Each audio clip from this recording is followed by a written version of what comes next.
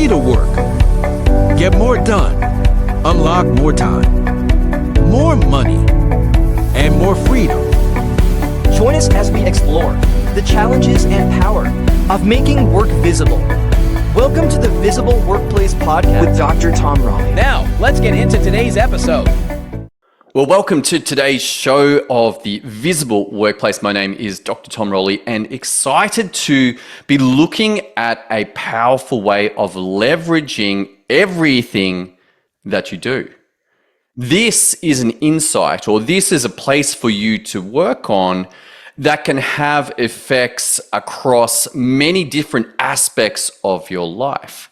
What am I talking about? Well, I'm talking about the way that you do systems. Potentially a word that many people are like, oh my goodness, I'm so freaked out about that word. I've been told to do it. It's up there with processes. I don't really understand it. I know everyone keeps saying, work on SOPs, work on systems, that this will lead to consistent work, but I'm not seeing it. If that's you, then you should definitely hang out for today's episode because we're going to look at this. And what I want to start with is that when you work on systems and get better at how you do your systems, then everything that uses a system gets better. It's one thing where you can focus on that, and if you learn how to do it in an effective way, then you can apply it to your life in your body, in your life in your spirituality, in your life in your relationships, booking date nights, booking travel, and definitely 100% applicable for your business. That when you're working on your marketing, that is the execution of systems for marketing. In advertising, systems for advertising, sales, the systems for sales, fulfillment or delivery, systems for these, systems for accounting, systems for taxes. All of these are systems that are getting executed, but a lot of people are confused. I was certainly confused. In fact, when I set out on this MagicBoards quest, well, there was a problem. You see, originally it wasn't even called MagicBoards. I was just out to find out the answer to a question. That question was, what is the system that makes systems? And this was a problem. This is definitely a problem because I didn't know what a system was. I had a few clues. I knew that likely processes, the execution of work documented somewhere, do step 1, do step 2, do step 3, probably had something to do with it. But beyond that, not a lot of idea. And the weird thing was, others didn't seem to have that much of a clue either. Searched the web, looked around. People would say use systems, but they would not have a definition for it, and they wouldn't have a way of implementing. And here I was trying to build a system that builds systems. Now, after a lot of work, a format, a method began to reveal itself. And these were 2 days back in January 2021. And I'd been exposed to the idea of processes. And I also had been exposed to one way of apparently doing systems, which was a document that essentially described the results that the system was meant to produce. So this course that I'd taken was very good at the time, Profit Factory with Tim Francis. And he ran through and said, hey, we organize our Google Drive according to a couple of things. One is systems, one is processes, one is templates, and one is references. And this was enough to get me started. I'd been using this, but I had found that it was inadequate for what I was trying to do. I didn't get it, or there was some implied knowledge that didn't quite get. And I'm working away, and I'd been a long time user of Monday, and I started tracking the execution of the processes. So I'd have a Google Doc with the process, and I'm tracking that, and I started to put a status. Okay, I'm working on this. And then when I was finished with that document, I was done. And then I would move to the next document, open it up, mark it working on. And when I finished, it was done. And then I noticed over time that there was this funny connection that when I did those processes, I got the results that were documented by the system document by Tim. And I was like, oh, hang on. Maybe a system is not a document. Maybe it's more like a spreadsheet. That if we had the name of the processes and the status, and then in the results, which kept showing up whenever I would execute that same set of processes, the same results would show up. How about I track those and we could potentially track the status of those? And this format became the MagicBoards method. And essentially, we're going to put both the processes or the steps or the instructions or the SOPs or whatever you want to call them onto the same page as the results that they generate. And an interesting thing happened. What was that interesting thing? Well, I noticed that it was much easier to improve the boards as we went along. And then I could update the template that it came from when I initially made a copy of it. I'm like, oh, hang on. I'm seeing improvements here. I'm going to now update the template that it came from. And then next time around, I'll be able to use those improvements. And this worked. The second interesting thing was that structure didn't change too much. In the beginning, I didn't really have too much else other than the name of the process and the status. But then I found that having the ability to link to the documents was very helpful, both the document that held the instructions as well as the documents that would often be created in the results. And so it had a links column. And then it was useful to have due dates just so I could say, hey, when's this thing due? And have that documented. And then finally, as we got going with multiple people working on the same magic board, having a place to say, hey, this is who's responsible for this process.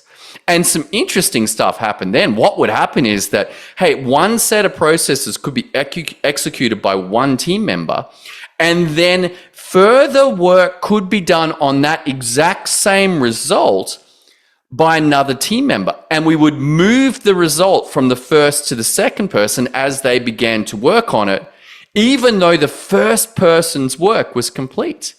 And so there started to be this real synergy, this real power in how to execute work. And what I saw was that this structure was the system. Now, is it a complete system? Well, the method's not the complete system. You see, there's a few more pieces. And here, I'm discussing with you how to do systems better. So we've got to have a consistent structure. I'm going to recommend the MagicBoards method. Put the instructions with the results. But also, we've got some interesting ideas around, well, how do I know when to run a magic board?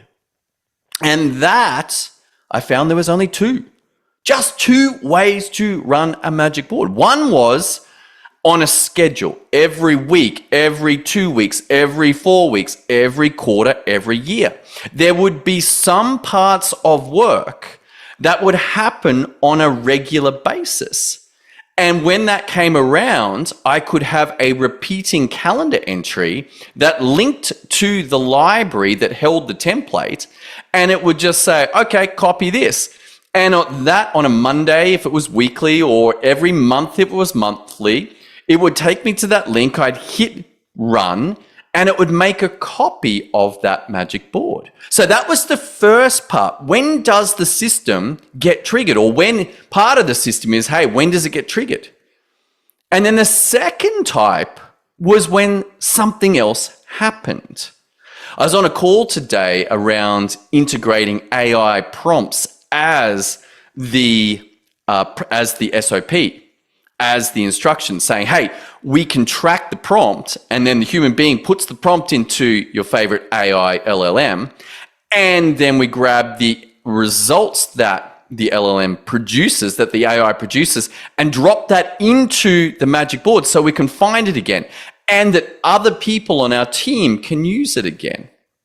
But what was interesting was that one of the participants, one of the people on the call was like, ClickFunnels is a very powerful piece of software, billion-dollar company. But what he noticed was that often their SOPs, their instructions for how to use ClickFunnels, which could be quite important if you're expecting people to be able to search for the instructions and work out how to do things, were commonly out of date. And I'm like, that's not just ClickFunnels. And he said, absolutely, it's not ClickFunnels. In fact, I don't know any companies that have their SOPs up to date with the changes. And we were discussing how this would look. Well, basically the trigger for updating the SOPs on the front end web page, the support pages, should happen when a major update or even a small update happened to the software. This trigger, something happened. ClickFunnels got updated. Trigger, execute the magic board or the magic board method that says go find where the SOPs on the front end are held, where the instructions are held, and update them with the changes. So it should be that every time something happens in the software, immediately triggering the work required to update the instructions for the users. And yet this doesn't happen. This doesn't happen, even with lots of people, even with lots of money. Why? Because the structure for how systems are getting done is weak. There's a problem somewhere. For some reason, there is not a connection between updating software and, hey, the work got done, the instructions got updated. Now, this could be a resources problem. This could be a people problem.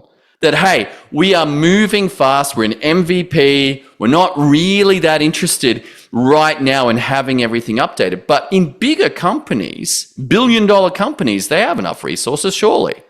They probably have a dedicated team, and yet somehow this isn't happening. A breakdown in communications, or people who are responsible for updating the instructions aren't seeing what the dev team has published. Or they're not getting told. They could just be told, hey, we went live today on this new feature. Can you please update the instructions? That message might be enough for them to go, okay, great, we've got a new feature, now let's update the instructions. But all of this comes into this idea of how you do systems is very important. And if you get better at doing systems, then everything else gets better. There's many advantages to it. You execute consistently. You follow the steps in the right order. We use the right templates. The results get tracked. We can find them. You can easily pass the results between team members. As the business owner, I can look in and see exactly where we're up to. It's like, oh, okay, that's where we are. That's where we're up to. Right now, one of my team is working on editing today's video. I can see it. It's got his name and working on and the description of the work. It's like, okay, that's what's going on. And then when that's done, we can then move to the next step, which is to upload it to the workshop page. So everyone who came along gets access to that page for the recording. And there's a whole bunch of other things that happen. And these all are tracked. These are visible. And so what I got to was an idea about what is a system.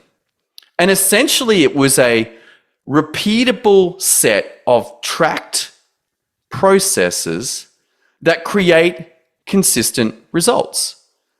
The processes were executed, they got done, the work got done, and out of that, the results got created and it was tracked.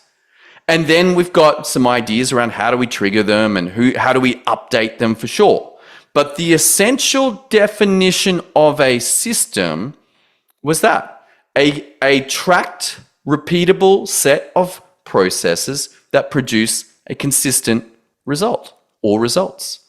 Just like when the Toyota goes along the conveyor belt, out the end comes the truck or the car or the Prius, whatever it is. That conveyor belt produces Prius, and another one produces Tacomas, and another one produces Camrys, and another one produces whatever that vehicle is. And we go over to Porsche, we find that their conveyor belts produce 911s, and the different conveyor belt produces a Taycan, and another conveyor belt produces a Cayenne. Different conveyor belts, different executed sets of steps produce consistent results. It's a system. Now, what do you do with all of this? Well, I want to encourage you that the way that you do this makes a difference. The most effective method that I've found is this MagicBoards method. That instead of just having a traditional project management with the results, that you're going to add a section at the top for the instructions. And then be able to make a copy of a template of that every time you do it. This is useful. This is extremely useful. It allows you to update. It allows you to see. You can see everything on the business. And this makes possible something very interesting. That is leverage. That is that you are able with your team to do more. You can use AI effectively. You can work together effectively. You can see everything that's going on so you don't take on more work than you've got capacity for. You can ensure that things get completed. This was so important that that's why I went ahead and made the software. I'm like, okay, you can use traditional project management software, totally fine. But I found that a couple of the little nuances were never quite there. Each one could do parts of the MagicBoards method. Monday did the duplication of the format extremely well. And then Notion would also do it, but it didn't have the front end. Monday didn't have the front end. I don't know, maybe ClickUp did. ClickUp drove, it was too hard. I was like, I'm not sure what you guys are up to here. I think it was just a totally different methodology. ClickUp didn't work so well. I liked Monday. But it still didn't have an effective front end where I could see everything. We're operating in this little tiny left-hand menu. Not so much fun. So we moved across and created MagicBoards.io. If you want to check it out and see what this is like, see how this method makes systems easy, makes systems consistent, allows you and your team to do more, to do the right things in the right order for the results that you want. Just like going to IKEA. Have you ever built IKEA? Do you know what it is? Do you know why IKEA works? Because they put the instructions with the flat pack. Out it comes, there's a bunch of wood, bunch of screws, and there is instructions. Just like Lego. You ever built Lego before?